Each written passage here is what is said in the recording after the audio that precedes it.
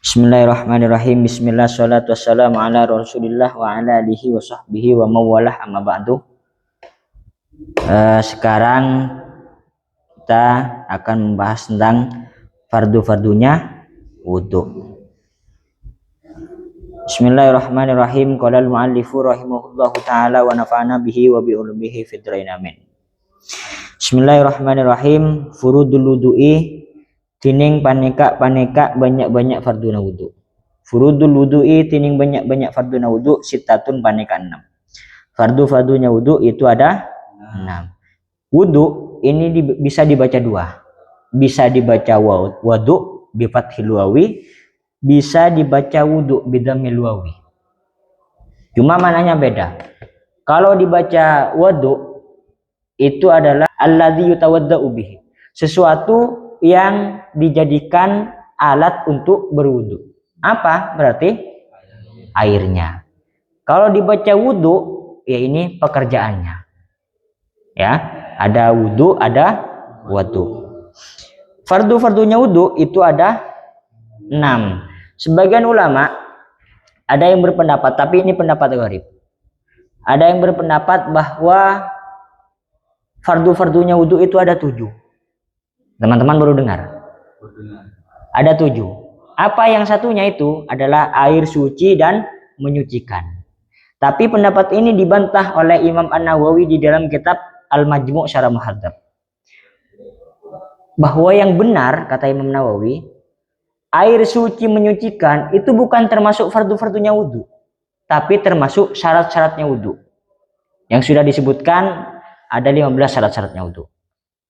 Nah, itu masuk, yang lebih benar masuk di syarat-syaratnya wudu, bukan fardu-fardunya wudu.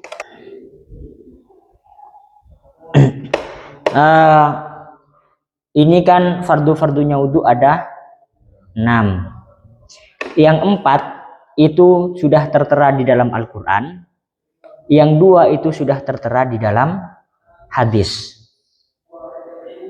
Yang 4 itu apa saja? Seperti membasuh muka, terus kemudian membasuh 2 tangan, membasuh sebagian kepala, dan membasuh kedua kaki. Itu sudah tertera di dalam Al-Quran.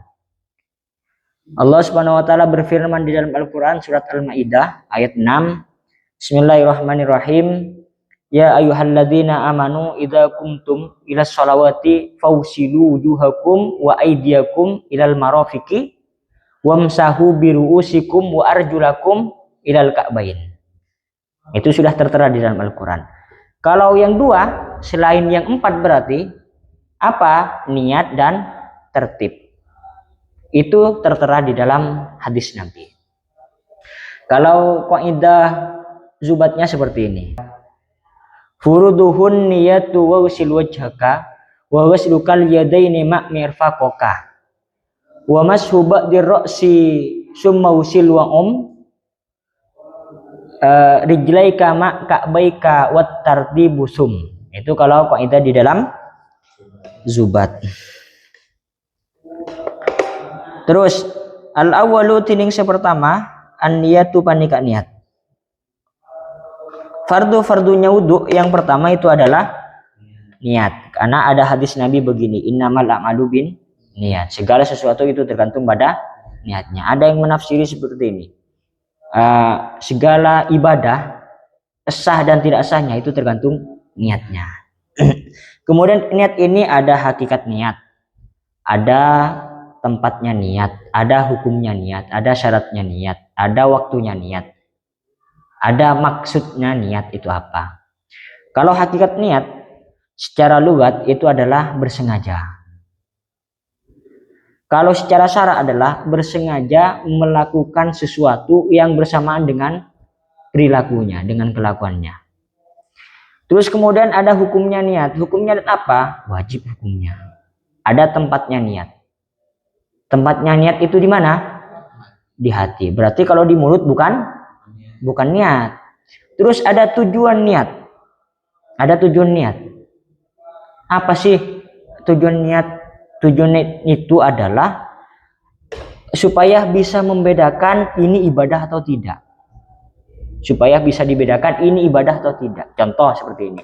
Ada dua orang di dalam masjid. Ada orang di dalam masjid, yang satunya duduk, yang satunya duduk juga. Sama-sama duduk. Tapi yang satunya itikaf, yang satunya duduk istirahat. Nah, yang membedakan ini itikaf atau hanya duduk istirahat itu tergantung niatnya. Kan sama-sama duduk. Kan sama-sama duduk. Duduk istirahat dan duduk itikaf itu sama. Nah, yang membedakan apa? Itu niatnya. Kalau orang itu berniat untuk itikaf, maka itu disebut ibadah. Tapi kalau hanya duduk tanpa niat, itu tidak dimaksud ibadah. Itu salah satu tujuan mengapa harus niat. Karena biar bisa membedakan antara ibadah dan kebiasaan. Seperti itu. Juga ada waktunya niat. Waktunya niat itu kapan? Di awal fardu. Seperti wudhu di saat membasuh muka. Nah, besertaan dengan membasuh muka, maka disitulah kita berniat. Misalkan ada pertanyaan seperti ini. Kenapa puasa itu niatnya pada malam hari? Kenapa enggak di saat ketika adzan subuh atau di saat terbitnya fajar? Nah, alasan para ulama di situ di dalam kitab Munil Muhtaj, kenapa niat puasa itu pada malam hari, bahkan wajib malam niat hari, kenapa enggak bersamaan dengan awal puasa? Nah, karena alasan para ulama, alasannya cukup simpel sekali. Karena kita kalau niat bersamaan dengan terbitnya fajar itu sangat sulit sekali. Itu enggak sangat sulit sekali. Untuk teman-teman ini juga sebenarnya teman-teman, mengapa di situ menggunakan lafadz fajar? Kenapa enggak adzan subuh? Karena sebenarnya 3 menit atau 2 menit sebelum subuh itu sebenarnya sudah masuk waktu puasa. Sebenarnya itu sudah masuk waktu puasa. 2 menit atau 3 menitan. Itu sudah masuk waktu puasa.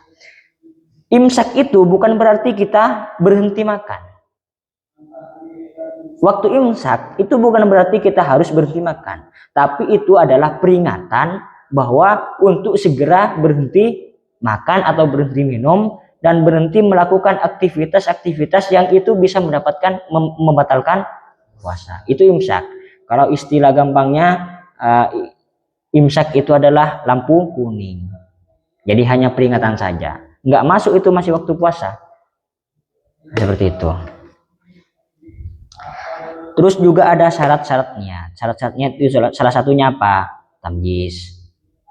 Apalagi harus Islam. Itu syarat-syaratnya. Banyak syarat-syaratnya. Terus asani tiding si nomor 2. Ghaslul wajhi panika macwe muah. Wahadduhu tiding batas semua. Min mana biti sya'ri roksi panika dari banyak-banyak tempat tombuna ombukna cetak ila muntahal lahyaini sampai di budina 2 rahang wadzakoni bencangkem tulan lancenga wa ordan. Nah ini bisa dibaca 3. Ada ordan, ada irdan, ada ardan. Kalau bermakna lebar itu adalah ordan. Ainnya diharkati dhammah. Tapi kalau irdan itu harga diri maknanya. Kalau ardan bi fathil aini itu bermakna barang dagangan. Ini bisa dibaca 3. Nah, di sini dibaca ordan. Wa ordan ban lebar. Minal uduni dari kopeng ilal uduni sampai kopeng. Fardu-fardunya wudhu yang kedua yaitu membasuh muka. Batasan-batasan muka itu sampai mana? Kalau panjangnya berarti panjangnya ini dari atas ke bawah. Karena nggak ada muka yang panjang ke samping. Pasti yang namanya muka panjang ke atas atau ke bawah. Dari mana? Kalau panjangnya dari tempat tumbuhnya rambut sampai bawahnya sampai mana? Sampai belakang 2 rahang. Ini kalau panjangnya. Terus kemudian kalau dagunya sampai sini, sampai belakang. Ini panjangnya. Tapi kalau lebarnya yaitu antara telinga sampai telinga. Itu lebarnya. Kemudian hukum membasuh rambut yang ada di muka seperti alis, bulu mata. Hukumnya gimana membasuh itu? Wajib hukumnya. Hukumnya membasuh itu wajib, kecuali jenggot dan bulu yang ada di sekitar ini, di sini. Ini yang dikecualikan. Misalkan tebal, janggutnya tebal. Nah, itu yang wajib dibasuh hanya bagian luarnya saja. Tebal misalkan seperti orang-orang Wahabi itu kan tebal-tebal itu janggutnya. Nah, itu yang wajib dibasuh hanya bagian luarnya saja. Kalau janggutnya tipis, nah itu bagian luarnya wajib untuk dibasuh, kemudian bagian dalamnya wajib dibasuh. Standar itu dikatakan tebal dan tipis. Standar misalkan sekarang saya akan berhadapan dengan Firman dengan Agil, ya kan? Dengan berhadapan. Standar janggut itu bisa dikatakan tebal. Standarnya adalah di saat misalkan contoh saya misalkan janggut panjang, ya kan? Saya berbicara dengan Firman, kemudian karena janggut saya panjang, Firman itu tidak bisa melihat ke dalam kulit yang ada di dalamnya jenggot. Kalau Firman tidak bisa melihat kulit yang ada di dalam jenggot, itu dikatakan tebal. Tapi kalau Firman bisa melihat kulit yang ada di dalamnya, itu termasuk tipis. Maka kalau janggut itu tipis, maka wajib hukumnya dibasuh bagian luarnya dan bagian dalamnya. Itu diingat, standar janggut itu panjang dan tipis itu di saat kita bermujalasah, saling berhadapan seperti ini misalkan. Kalau dilihat bagian dalamnya, nah itu termasuk yang tipis. Tapi kalau tidak terlihat, itu dikategorikan tebal. Nah, seperti itu. Terus asalisu tining nomor telok ghaslul yadaini panika macoe dua tanang ilal mirfaqaini sampai dua cengkol. Fardunya wudhu yang ketiga adalah membasuh kedua tangan sampai kedua siku. Di sini kan biasanya kalau di kitab-kitab fikih pasti yang didahulukan kedua tangan sampai dua siku. Tapi banyak teman-teman, bahkan saya sering mungkin teman-teman lihat bahwa ada orang yang berwudu bukan dari tangannya, sedangkan di sini kan dari tangannya kan, dari tangannya sampai sikunya. Tapi banyak teman-teman yang dari sikunya sampai ke tangannya. Apakah itu tidak sah? Apakah itu perbuatan yang salah kemudian menjadi kaprah? Tidak. Ada yang berpendapat bahwa seperti itu boleh memang. Jadi tidak harus dari tangan kemudian sampai siku, baik dari siku sampai tangan itu juga boleh. Bahkan pendapatnya Imam Ibnu Hajar di dalam kitab Fathul Mu'in, misalkan ada kamar mandi ya, bak mandi misalkan. Sudah sampai ini membasuh bagian tangan. Kita celupkan saja tangan kita. Celupkan, kemudian kita gerakkan sebanyak 3 kali. Sret. Maka kita juga memperoleh kesunahan membasuh tangan sebanyak 3 kali. Yang kiri juga seperti itu bisa. Kita celupkan tangan kita, kemudian kita gerakkan 1, 2, 3. Nah, itu sudah cukup. Juga kata Imam Ibnu Hajar itu sudah memperoleh kesunahan membasuh tangan sebanyak 3 kali. Terus ar-rabi'u tining nomor 4 mashu syai'in panika ngosap tong setong min basyaroti roksi dari kolek na cetak au sya'rin otaba obu fi haddihi dalam batasah cetak. Fardunya wudu yang keempat yaitu mengusap sebagian bulu, mengusap sebagian kulit kepala atau membasuh sebagian rambut.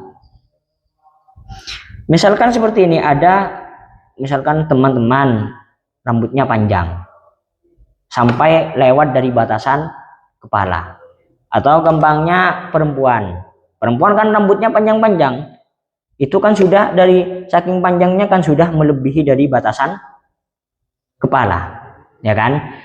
Kalau ada perempuan yang berwudu kemudian hanya mengusap bagian ujungnya, yang ujungnya yang sudah lewat dari batasan kepala, itu tidak sah wudunya.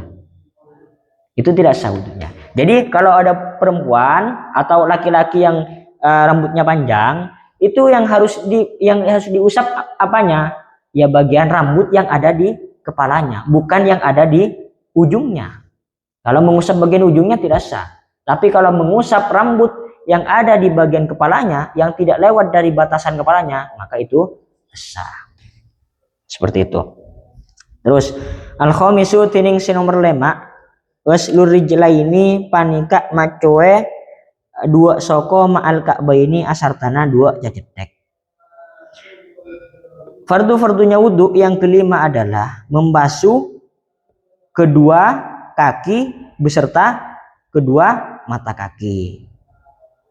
Nah, ini juga begini, seperti membasuh kedua tangan, ya kan? Membasuh kedua tangan kan yang wajib kita basuh dari tangan sampai siku. Siku hanya di sini. Siku hanya di sini. Seperti kaki juga yang wajib dibasuh kaki sampai dua mata kaki. Itu yang wajib. Seperti siku di sini yang wajib kan hanya dari sini sampai sini. Tapi juga disunahkan, bahkan sangat disunahkan membasuh tangan bukan hanya sampai siku, tapi harus dilewatkan. Harus melebihi dari siku. Karena ada kaidah seperti ini, mala yatimul wajibu illa bihi fahuwa wajibun. Sesuatu yang tidak sempurna kewajibannya kecuali dengan itu, maka hukumnya adalah wajib.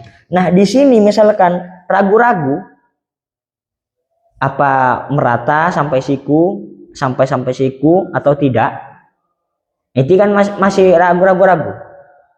Nah, jadi sangat disunahkan untuk dilewatkan, untuk melebihi, karena ada kaidah ma la yatimul wajibu illa bihi fahuwa wajibun.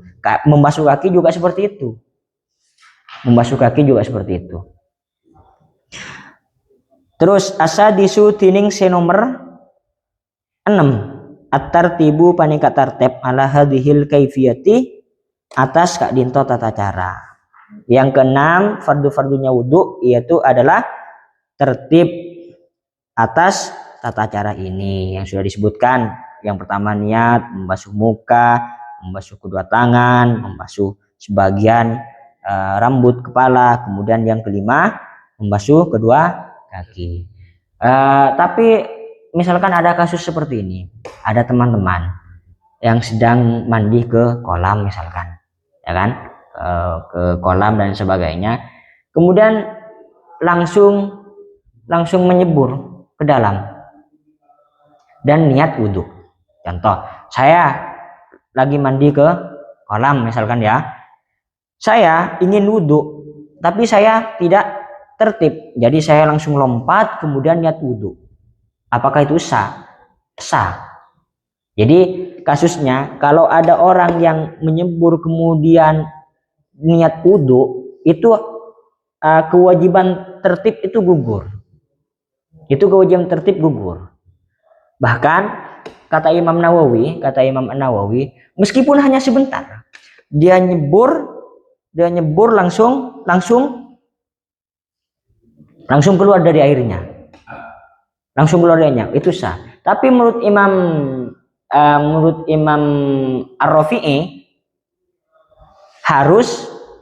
waktunya harus lama. Setara dengan kita wudhu biasa.